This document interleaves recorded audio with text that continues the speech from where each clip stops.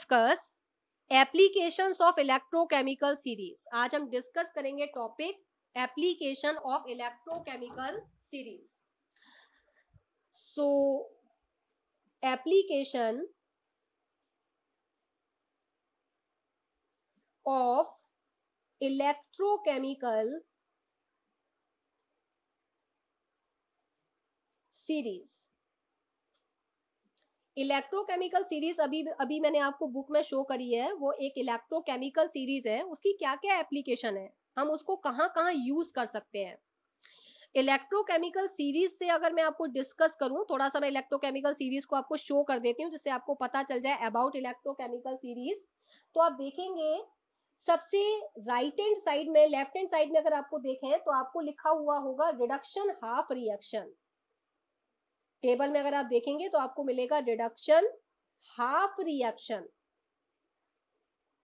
और left hand side, right hand side में अगर आप देखेंगे तो स्टैंडर्ड रिडक्शन पोटेंशियल की वैल्यू आपको दे रखी होगी। Standard reduction potential, reduction potential का मतलब होता है किसी मेटल के आयन से मेटल का बनना, इसको बोलते हैं रिडक्शन पोटेंशियल।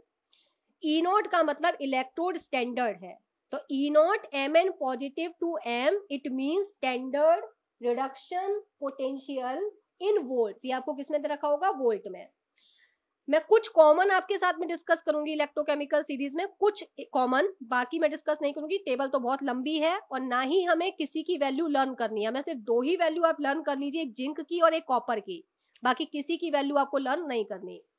अब मैं अगर आपसे कहूं रिडक्शन हाफ रिएक्शन का मतलब है आपको ऑक्सीडेशन वाली रिएक्शन नहीं लिखनी है, सिर्फ रिडक्शन वाली रिएक्शन लिखनी है। तो सबसे पहले हम लिथियम का रिडक्शन करते हैं। लिथियम एक एल्कली मेटल है, सबको पता है। एल्कली मेटल पर एक पॉजिटिव चार्ज होता है। अब लिथियम आयन एक इलेक्ट्रॉन को गेन करेगा, इलेक्ट्रॉन का गेन होना रिडक्शन होता है और क्या फॉर्म हो जाएगा, लिथियम फॉर्म हो जाएगा। तो ये हो गई लिथियम की रिडक्शन हाफ रिएक्शन। इसकी ई नॉट वैल्यू जो हमें दे रखी है वो दे रखी है, इसको हम लिख सकते हैं सिंबॉलिक फॉर्म में Li पॉजिटिव टू Li। इसकी वैल्यू हमें दे रखी है -3.05। कितनी दे रखी है, -3.05 वोल्ट। हमें याद नहीं करनी है। दूसरी कॉमन अगर मैं आपके साथ में डिस्कस करूं, कॉमन कोई एलिमेंट ले लेती हूँ, सपोज जैसे मैंने मैग्नीशियम लिया। हमें मैग्नीशियम की रिडक्शन हाफ रिएक्शन लिखनी है। Magnesium is a alkaline earth metal, और एल्कलाइन अर्थ मेटल पर जनरली कितना चार्ज होता है, +2। तो मैंने लिखा Mg+2 की फॉर्म में है। ये दो इलेक्ट्रॉन जब गेन करेगा तो इसका रिडक्शन होगा और मैग्नीशियम आयन से बन जाएगा मैग्नीशियम मेटल। ठीक है, इसकी जो रिडक्शन पोटेंशियल की वैल्यू हमें दे रखी है, सिंबल हम क्या लिखेंगे, E naught Mg2 positive to Mg। इसकी वैल्यू हमें दे रखी है Mg वाले की -2.37, -2.37 वोल्ट। ठीक है, ऐसे ही मैं नीचे चलती हूँ और यहां पर मैं पहुंची हाइड्रोजन पर। तो हाइड्रोजन का भी हमें रिडक्शन रिएक्शन लिखनी है, तो हम क्या लिखेंगे, 2H पॉजिटिव। आप सिंपल H पॉजिटिव के केस में देखिए, H पॉजिटिव हाइड्रोजन पे चार्ज होता है 1 पॉजिटिव। अब अगर इसको एक इलेक्ट्रॉन दे दिया जाए तो हाइड्रोजन का रिडक्शन हो जाएगा और ये क्या फॉर्म कर देगा, ½ हाइड्रोजन गैस फॉर्म कर देगा। मैंने इसको बैलेंस फॉर्म में लिखा है। अगर आप चाहते हैं कि फ्रैक्शन में ये नंबर नहीं आए तो यहाँ आप 2H पॉजिटिव ले सकते हैं या 2 इलेक्ट्रॉन ले सकते हैं और ये आपका 1S2, 1 molecule of H2 form हो जाएगा। तो आप किसी भी फॉर्म में ले सकते हैं। अभी मैंने यहाँ से 2 नंबर हटा दिया है जिससे आपकी रिएक्शन बैलेंस है। इसकी वैल्यू मैंने आपको कहा था स्टैंडर्ड केस में इसकी वैल्यू 0.0 वोल्ट होती है, तो सबको याद होनी चाहिए। ई नॉट H पॉजिटिव से ½ इसकी वैल्यू दे रखी है 0.0 वोल्ट। ऐसी अगर मैं हाइड्रोजन से नीचे पहुंचती हूँ तो हाइड्रोजन से नीचे कॉमन एलिमेंट ले लेते हैं, कॉपर कॉमन है। कॉपर पर चार्ज कितना होता है, +2। कॉमनली चार्ज +2 होता है, +1 का भी केस होता है वैसे कॉपर का। तो +1 से वो एक इलेक्ट्रॉन लेके Cu+1 से एक इलेक्ट्रॉन गेन करके वो Cu बने, तो उसके लिए इलेक्ट्रॉन पोटेंशियल की वैल्यू अलग होगी। और Cu+2 से वो 2 इलेक्ट्रॉन रिसीव करके अगर Cu बना रहा है तो इसके लिए इलेक्ट्रोड पोटेंशियल का सिंबल अगर हम देखें, इलेक्ट्रोड पोटेंशियल सिंबॉलिक फॉर्मेशन, तो ये हो जाएगी आपकी Cu2 पॉजिटिव से Cu। इसकी वैल्यू आपको दे रखी है +0.34। इसकी वैल्यू हमें जो दे रखी है वो क्या दे रखी है, 0.34 वोल्ट। ठीक है। अच्छा, अगर मैं ऐसा करती, फिफ्थ नंबर केस और देख लेते हैं, Cu+2 फॉर्म में है, अगर ये एक इलेक्ट्रॉन रिसीव करेगा तो अब भी रिडक्शन हो रहा है, तो अब ये क्या बनाएगा, Cu+, इसको सिंबॉलिक फॉर्म में लिखेंगे तो E0 Cu2 पॉजिटिव से अब की बार बनाए Cu पॉजिटिव, इसके लिए भी रिडक्शन पोटेंशियल की वैल्यू अलग आएगी, इसके लिए रिडक्शन पोटेंशियल की वैल्यू आ रही है प्लस 0.16 वोल्ट।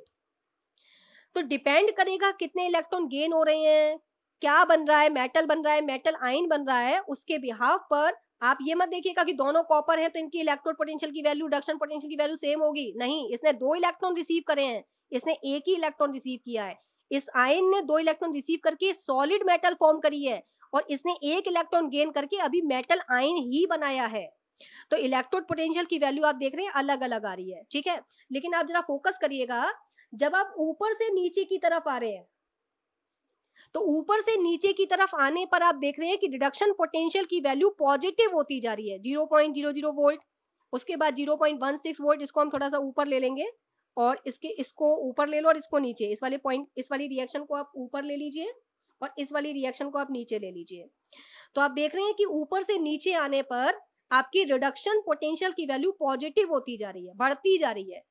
इसका मतलब हम क्या कह सकते हैं कि ऑक्सीडाइजिंग स्ट्रेंथ नीचे की तरफ जाने पर ऑक्सीडाइजिंग स्ट्रेंथ बढ़ रही है, up to down, when we go up to down in a electrochemical series, we can say that oxidizing strength, oxidizing agent increases and the reactivity of the element decreases, कह सकते हैं।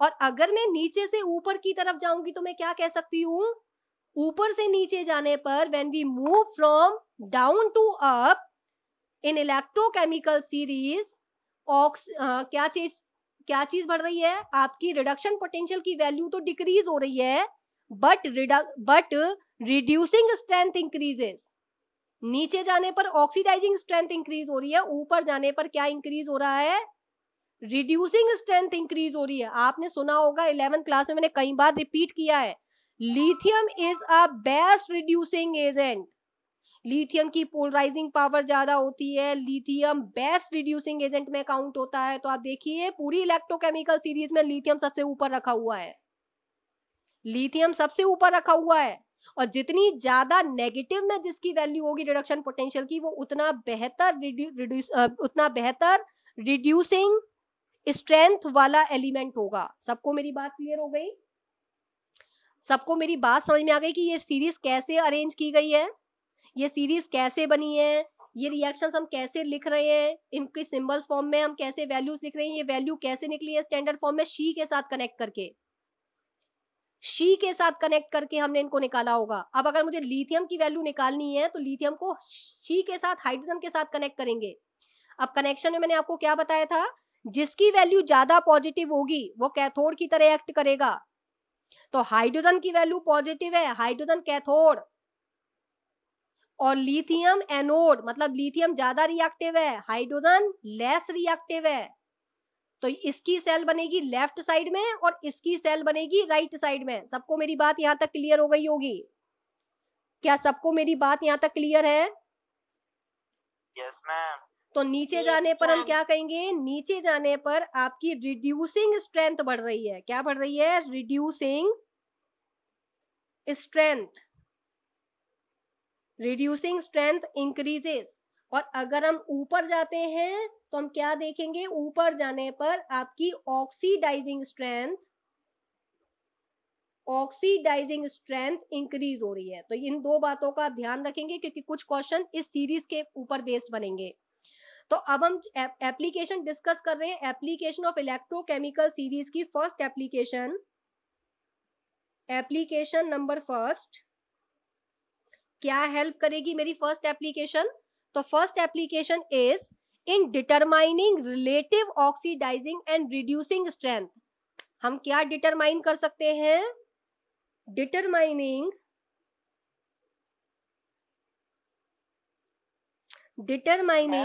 Yes ma'am, lithium best reducing agent है या yes oxidising? बेटा, ऊपर जाने पर क्या होगा, जब आप नीचे से ऊपर जा रहे हैं तो वैल्यू नेगेटिव में हो रही है, जितनी ज्यादा वैल्यू नेगेटिव होगी, मतलब जितनी ज्यादा वैल्यू रिडक्शन पोटेंशियल की जितनी कम होगी, उतना ऑक्सीडाइजिंग स्ट्रेंथ नहीं बढ़ेगी, उतनी रिड्यूसिंग स्ट्रेंथ बढ़ेगी। जो फैक्टर मैंने आपको कल समझाया था उसका उल्टा कर दो। कल मैंने कहा था reduction potential value increases, so we can say that oxidising strength increases. अब मैंने कहा reduction potential value decreases, so reducing strength increases. उल्टा कर दो उसका। ललित मेरी बात क्लियर हो गई? मैम लिथियम सबसे ज्यादा रिड्यूसिंग एजेंट होगा ना? हाँ, सबसे बढ़िया रिड्यूसिंग एजेंट होगा। तो मैम आपने उल्टा नहीं कर दिया? ये जो लाइन बनाई है ऑक्सीडाइजिंग एजेंट और ये वाली। एक सेकेंड, मैंने आपको कल बताया था कि रिडक्शन पोटेंशियल अगर इंक्रीज होता है तो आपकी ऑक्सीडाइजिंग स्ट्रेंथ इंक्रीज होती है। ठीक है, मैंने उल्टा लिख दिया है, बिल्कुल ठीक आपने पकड़ा है। तो ये आपका हो गया रिड्यूसिंग स्ट्रेंथ, सॉरी मैं यहाँ पर आप लोगों से माफी मांग ले रही हूँ, रिड्यूसिंग स्ट्रेंथ, और ये हो गया आपका ऑक्सीडाइजिंग स्ट्रेंथ। क्या मैंने बोला भी गलत था या खाली लिखा ही गलत है? नहीं, लिखा ही गलत। अच्छा, लिखा ही गलत है, ठीक है। मतलब सबको क्लियर है ना? कंफ्यूजन तो नहीं हुआ किसी को? क्या सबको यहाँ तक क्लियर है या कोई कंफ्यूजन जनरेट हो गया है? हमें एक बार दोबारा बता दो। कंफ्यूजन जनरेट हो गया? बेटा दिमाग में एक बात ये सेट करिए कि जब आप ऊपर से नीचे की तरफ आते हैं इलेक्ट्रोकेमिकल सीरीज में तो आपकी वैल्यू पॉजिटिव में बढ़ती जाएगी, और जब आपकी वैल्यू पॉजिटिव में बढ़ती जाएगी, जितनी ज्यादा रिडक्शन पोटेंशियल की वैल्यू जितनी ज्यादा पॉजिटिव होगी उतनी ज्यादा उसकी ऑक्सीडाइजिंग स्ट्रेंथ होगी। तो नीचे से ऊपर से नीचे आने पर वैल्यू इलेक्ट्रोड पोटेंशियल की वैल्यू पॉजिटिव होती जा रही है, बढ़ती जा रही है, तो ऑक्सीडाइजिंग स्ट्रेंथ ऊपर से नीचे आने पर बढ़ेगी। और अगर हम नीचे से ऊपर की तरफ जाते हैं तो इसका उल्टा करना है। जब ऊपर से नीचे आने पर ऑक्सीडाइजिंग स्ट्रेंथ बढ़ रही है तो नीचे से ऊपर जाने पर रिड्यूसिंग स्ट्रेंथ बढ़ेगी। Nakul, Nakul am I clear? Yes ma'am. ठीक है, तो first application is determining relative oxidizing and reducing strength आपको अगर दो वैल्यू दे दी जाए, जैसे सपोज मान के चलते हैं मुझे एक वैल्यू दे दी E0, Zn2 पॉजिटिव से Zn की वैल्यू उसने मुझे बताई कि इसका रिडक्शन पोटेंशियल है -0.76 वोल्ट। दूसरा मुझे बताया E0 Cu2 पॉजिटिव से Cu, इसका रिडक्शन पोटेंशियल बताया +0.34 वोल्ट। तो मैं कंपेयर करके बता सकती हूँ ना, रिलेशन में देखकर बता सकती हूँ किसकी वैल्यू ज्यादा है, किसका रिडक्शन पोटेंशियल ज्यादा है। कॉपर का रिडक्शन पोटेंशियल ज्यादा है, तो कॉपर जिंक के कंपैरिजन में ज्यादा स्ट्रॉन्ग ऑक्सीडाइजिंग स्ट्रेंथ शो करेगा। तो किसकी ऑक्सीडाइजिंग स्ट्रेंथ ज्यादा होगी? ऑक्सीडाइजिंग स्ट्रेंथ इस केस में किसकी ज्यादा होगी? कॉपर की ज्यादा होगी। किससे? जिंक से। और अगर मैं रिड्यूसिंग स्ट्रेंथ की बात करूं तो रिड्यूसिंग स्ट्रेंथ के केस में जिंक की रिड्यूसिंग स्ट्रेंथ कॉपर से ज्यादा होगी। कंपेयर कर सकते हैं हम, क्लियर हो गया? कंपेयर कर सकते हैं हम। हमें हो सकता है 5-6 एलिमेंट प्रोवाइड कर दे, 5-6 एलिमेंट की इलेक्ट्रोड पोटेंशियल की वैल्यू प्रोवाइड कर दे। तो जब आप कंपेयर कर रहे हैं तो एक बात का ध्यान रखना, हो सकता है उसने आपको ये दे रखा होता Zn से Zn2 पॉजिटिव और यहाँ वैल्यू दे रखी है +0.76 वोल्ट। तो एक तो ऑक्सीडेशन पोटेंशियल की टर्म्स में दे रखा है और एक रिडक्शन पोटेंशियल की टर्म्स में, और आपने कंपेयर कर दिया। पहले दोनों को या तो रिडक्शन पोटेंशियल की टर्म्स में कन्वर्ट कर लेना या ऑक्सीडेशन पोटेंशियल की फॉर्म में कन्वर्ट कर लेना, और IUPAC के नॉर्म्स के अकॉर्डिंग करना। और IUPAC का नॉर्म्स ये कहता है कि सबको रिडक्शन पोटेंशियल की टर्म्स में कन्वर्ट कर लो फिर कंपेयर करो। तो ये गलती मत कर देना। क्या सबको समझ में आ गया बच्चा कहाँ गलती करता है? Yes ma'am. ठीक है, तो फर्स्ट एप्लीकेशन आई थिंक सबको क्लियर हो गई होगी। फर्स्ट एप्लीकेशन में कोई कंफ्यूजन तो नहीं है किसी को भी? सेकंड एप्लीकेशन डिस्कस करूं? Yes ma'am. ठीक है, तो यहाँ पर हम क्या कह सकते हैं जनरली मैं अगर आपको बताऊं, greater the reduction potential. Ma'am yes ma'am, दोबारा ये अलग एप्लीकेशन समझा दीजिए, कनेक्शन चला गया था। आयुषी, फर्स्ट एप्लीकेशन में मैंने आपको ये बताया कि अगर आपको कोई 2 एलिमेंट या 4 एलिमेंट गिवन है या उनके रिडक्शन पोटेंशियल की वैल्यूज गिवन है, तो आप उनको कंपेयर करके ये बता सकते हैं कि किसकी ऑक्सीडाइजिंग स्ट्रेंथ ज्यादा होगी या किसकी रिड्यूसिंग स्ट्रेंथ ज्यादा होगी। एग्जाम्पल में मैंने बताया कि ये डाटा गिवन था, मुझे जिंक का रिडक्शन पोटेंशियल दे रखा है ये, और कॉपर का रिडक्शन पोटेंशियल दे रखा है ये। मुझसे पूछा गया कि इन दोनों में किसकी रिडक्शन पोटेंशियल ज्यादा है, किसकी रिड्यूसिंग स्ट्रेंथ ज्यादा, रिडक्शन पोटेंशियल नहीं, किसकी रिड्यूसिंग स्ट्रेंथ ज्यादा है। तो मैंने आपसे कहा था जिसकी वैल्यू ज्यादा नेगेटिव में होगी उसकी रिड्यूसिंग स्ट्रेंथ ज्यादा होगी। तो कौन ज्यादा नेगेटिव है, जिंक ज्यादा नेगेटिव है, तो जिंक की रिड्यूसिंग स्ट्रेंथ ज्यादा होगी, तो reducing strength zinc is greater than copper. और अगर मैं ऑक्सीडाइजिंग स्ट्रेंथ की टर्म्स में बात करूं तो ऑक्सीडाइजिंग स्ट्रेंथ कब बढ़ती है, जब रिडक्शन पोटेंशियल की वैल्यू ज्यादा पॉजिटिव होती है। तो कॉपर की रिडक्शन पोटेंशियल की वैल्यू इसके कंपैरिजन में ज्यादा पॉजिटिव है, तो ये ज्यादा ये ज्यादा स्ट्रॉन्ग ऑक्सीडाइजिंग स्ट्रेंथ होगी। और ये वाला जो पार्ट है जिंक वाला, इसकी ऑक्सीडाइजिंग स्ट्रेंथ कम होगी। तो ऑक्सीडाइजिंग स्ट्रेंथ के केस में copper is greater than zinc. Ayushi मेरी बात क्लियर हो गई? मैं यहां लिख देती हूँ, कंफ्यूजन ना हो आपको। Greater the reduction potential the more will be oxidizing strength, more will be oxidizing strength। अगर रिडक्शन पोटेंशियल की वैल्यू ज्यादा है, पॉजिटिव में है, ज्यादा है, तो हम ये कह सकते हैं कि आपकी ऑक्सीडाइजिंग स्ट्रेंथ ज्यादा होगी। और अगर मैं आपसे कहूं लेसर विल बी द, और हम कह सकते हैं laser will be the reducing strength. Greater the reduction potential, more will be the oxidizing strength।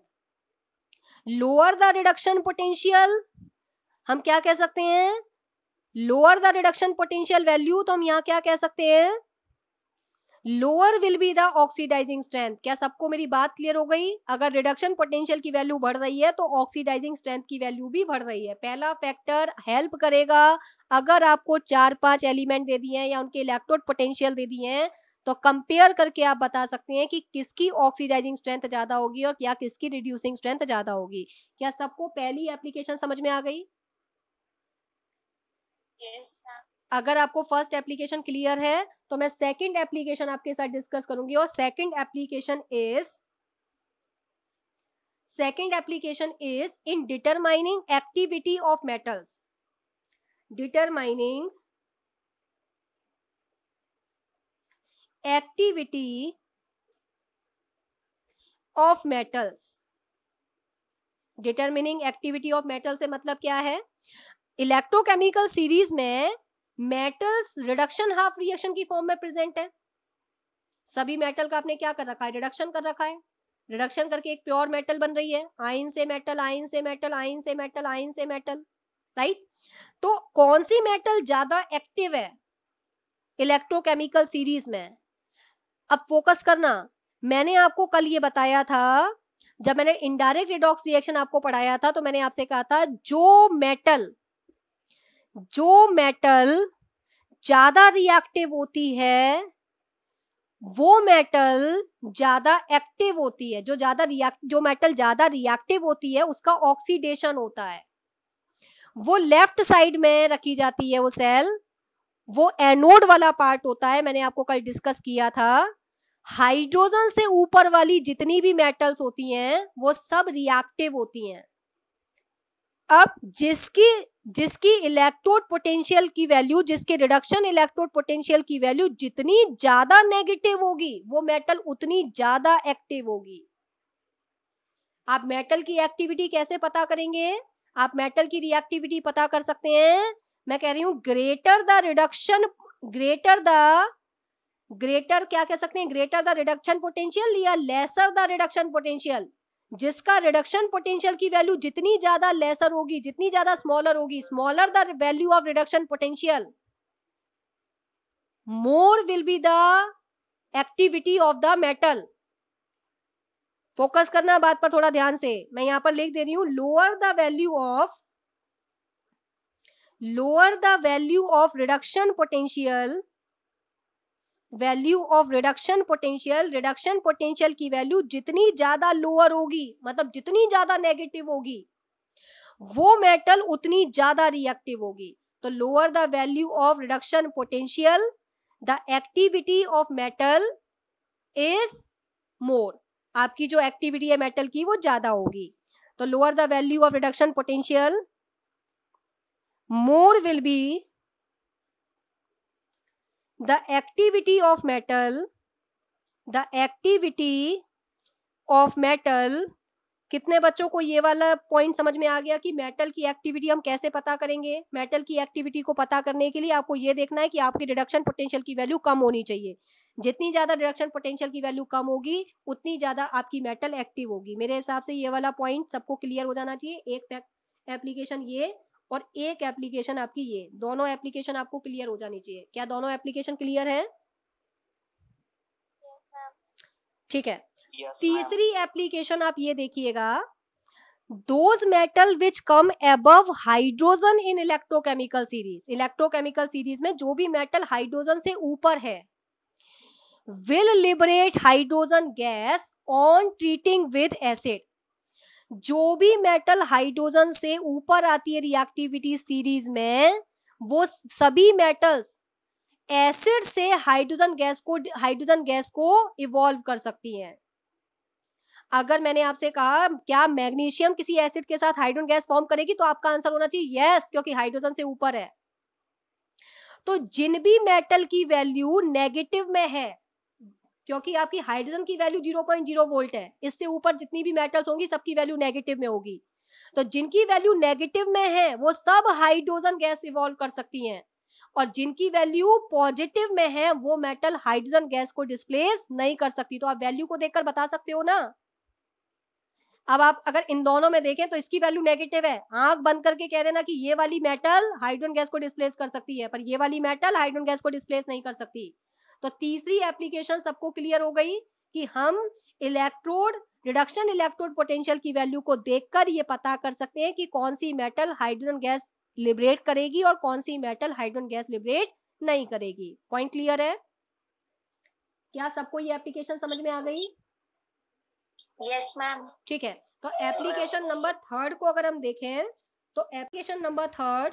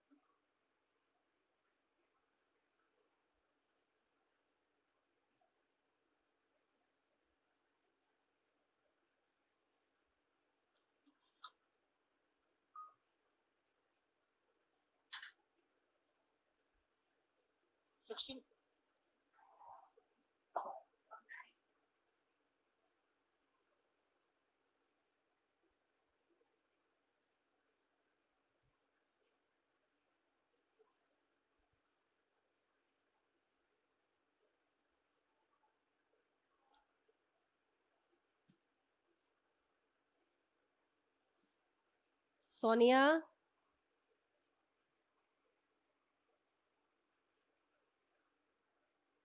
Sonia,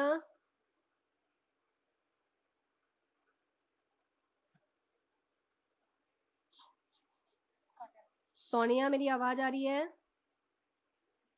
yes ma'am. क्या हुआ, मन नहीं लगा रेस्ट करने में?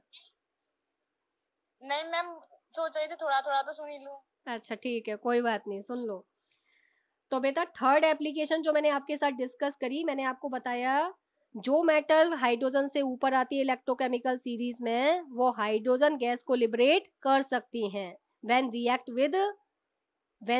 With protic acid. Protic acid से मतलब होता है ऐसे एसिड्स जिसमें H पॉजिटिव, जो H पॉजिटिव देने की टेंडेंसी रखते हैं. तो हम थर्ड एप्लीकेशन में लिख रही हूँ, those metals which come above hydrogen above hydrogen in electrochemical series, in electrochemical series, short में लिख दिया है ECS, मतलब electrochemical series will liberate hydrogen gas on treating with acid, और एसिड की जगह पर मैं ऐसा भी लिख सकती हूँ, किसी किसी बुक में ऐसा भी लिखा हुआ है प्रोटिक एसिड, जैसे H2SO4, HNO3, HCl, ये सब प्रोटिक एसिड है क्योंकि ये H पॉजिटिव डोनेट करती हैं, ठीक है। तो थर्ड एप्लीकेशन सबको क्लियर हो गई होगी। इसमें आप क्या ध्यान रखेंगे, अगर आपके स्टैंडर्ड रिडक्शन इलेक्ट्रोड पोटेंशियल की वैल्यू नेगेटिव है तो आंख बंद करके कह देना कि ये मेटल हाइड्रोजन गैस लिबरेट करेगा, ठीक है। फोर्थ नंबर एप्लीकेशन अगर मैं आपके साथ डिस्कस करूं तो फोर्थ नंबर एप्लीकेशन है आपकी, एप्लीकेशन हम किसकी पढ़ रहे हैं, ये जो एप्लीकेशन चल रही है किसकी एप्लीकेशन चल रही है, एप्लीकेशन किसकी चल रही है, इलेक्ट्रोकेमिकल सीरीज की। इलेक्ट्रोकेमिकल सीरीज में क्या चीज गिवन है, स्टैंडर्ड इलेक्ट्रोड रिडक्शन पोटेंशियल सबके गिवन है। मैंने आपको कल ये बताया था कल की क्लास में कि अगर किसी सेल का स्टैंडर्ड इलेक्ट्रोड पोटेंशियल की वैल्यू पॉजिटिव आती है तो वो रिएक्शन स्पॉन्टेनियस होती है, वो रिएक्शन फीजिएबल होती है। तो आप डिटरमाइन कर सकते हैं स्पॉन्टेनिटी और feasibility of the reaction, value को देखकर आप पता कर सकते हैं। अगर आपकी वैल्यू ई सेल की वैल्यू पॉजिटिव आ रही है या ई सेल की वैल्यू नेगेटिव आ रही है तो आप देखकर बता सकते हैं कि रिएक्शन फीजिबल है या नहीं। तो हम कह सकते हैं डिटरमाइनिंग स्पॉन्टेनिटी, और हम फीजिबिलिटी वर्ड भी कह सकते हैं, determining spontaneity of a reaction, या फिर हम फीजिबिलिटी वर्ड में लिख देती हूँ feasibility of a chemical reaction. मैंने आपके साथ 4 एप्लीकेशन डिस्कस करी है, आपको चारों की चारों एप्लीकेशन पता होनी चाहिए। चारों एप्लीकेशन पर क्वेश्चन बन जाता है, वो घूमकर क्वेश्चन पूछता है। 90% बच्चा इस पार्ट में कंफ्यूज हो जाता है क्योंकि आपको ये चीज याद रखनी पड़ेगी कि अगर greater the value of reduction potential, it means greater the oxidizing strength and the reactivity of the metal is less, displacement is not possible। मैंने आपको ये बताया था, तो ये याद रखिएगा। इवन कई बार क्वेश्चन सॉल्व करते समय टीचर भी कंफ्यूज हो जाता है, बच्चा तो बच्चा छोड़ो, टीचर भी कंफ्यूज हो जाता है कई बार। तो आप सिर्फ एक फैक्टर याद रखिए, जब आपको सॉल्व करना है तो उसको उल्टा करके देख लीजिएगा, दोनों याद रखोगे तो कंफ्यूज हो जाओगे। क्या यहां तक सबको क्लियर है? क्या आप लोगों को चारों एप्लीकेशन, एक बार बताना, दोबारा बोलो क्या बोला? थर्ड पॉइंट में मैम, थर्ड पॉइंट बेटा थर्ड पॉइंट में मैंने ये बताया कि अगर आपसे पूछा जाए, 3-4 एलिमेंट दे दिए गए और आपसे पूछा जाए कि कौन सा एलिमेंट एसिड के साथ रिएक्ट करके हाइड्रोजन को लिबरेट करेगा, हाइड्रोजन गैस लिबरेट करेगा, तो हाइड्रोजन गैस वही एलिमेंट कर सकता है हाइड्रोजन गैस को लिबरेट जो इलेक्ट्रोकेमिकल सीरीज में ऊपर आता है, हाइड्रोजन से ऊपर आता है, मतलब जिनके रिडक्शन पोटेंशियल की वैल्यू नेगेटिव में होती है, वो सारे के सारे मेटल एसिड के साथ रिएक्ट करके हाइड्रोजन गैस को लिबरेट करते हैं। अब जैसे मुझे दे दिए 3-4 एलिमेंट दे दिए, एक दे दिया सिल्वर, एक दे दिया मुझे कॉपर, एक दे दिया मुझे मैग्नीशियम और एक दे दिया मुझे लिथियम। अब मुझसे पूछा गया कि कौन से मेटल हाइड्रोजन गैस को लिबरेट कर सकते हैं, तो मेरा आंसर होगा लिथियम और मैग्नीशियम, क्योंकि ये हाइड्रोजन से ऊपर आते हैं रिएक्टिविटी सीरीज में, इनके इलेक्ट्रोड रिडक्शन पोटेंशियल की वैल्यू नेगेटिव है। और कॉपर, और मैंने कॉपर की बात करी और सिल्वर की बात करी, ये हाइड्रोजन से नीचे आते हैं इलेक्ट्रोकेमिकल सीरीज में, ये हाइड्रोजन गैस को लिबरेट नहीं कर सकते। तो इलेक्ट्रोकेमिकल सीरीज की हेल्प से हम ये वाली बात भी पता कर सकते हैं। अब फोकस करना, हाइड्रोजन के रिडक्शन पोटेंशियल की वैल्यू 0 है, 0 से ऊपर सबकी वैल्यू नेगेटिव होगी और 0 से नीचे सबकी वैल्यू पॉजिटिव है। तो जिसके इलेक्ट्रो रिडक्शन पोटेंशियल की वैल्यू अगर आपको पॉजिटिव में लिखी हुई है तो आप कह देना हाइड्रोजन गैस लिबरेट नहीं कर सकता ये एलिमेंट। और अगर किसी मेटल की इलेक्ट्रोड रिडक्शन पोटेंशियल की वैल्यू आपको क्या दे रखी है, नेगेटिव, तो आंख बंद करके कह देना कि हाइड्रोजन गैस लिबरेट कर सकता है ये एलिमेंट। क्लियर ललित, क्लियर हो गया? Yes ma'am. चारों एप्लीकेशन सबको अगर क्लियर है तो एक बार हैंड रेज कर दो, क्योंकि ये वाला टॉपिक जो था एप्लीकेशन ऑफ इलेक्ट्रोकेमिकल सीरीज ये कंप्लीट हो चुका है। मैंने 4 एप्लीकेशन आपके साथ डिस्कस करी है, चारों पता होनी चाहिए। मैम सेकंड वाला एक बार दिखाना। सेकंड वाला दिखाऊं एक बार? सेकंड वाला है आपका, this is second. Second is determining activity of metals.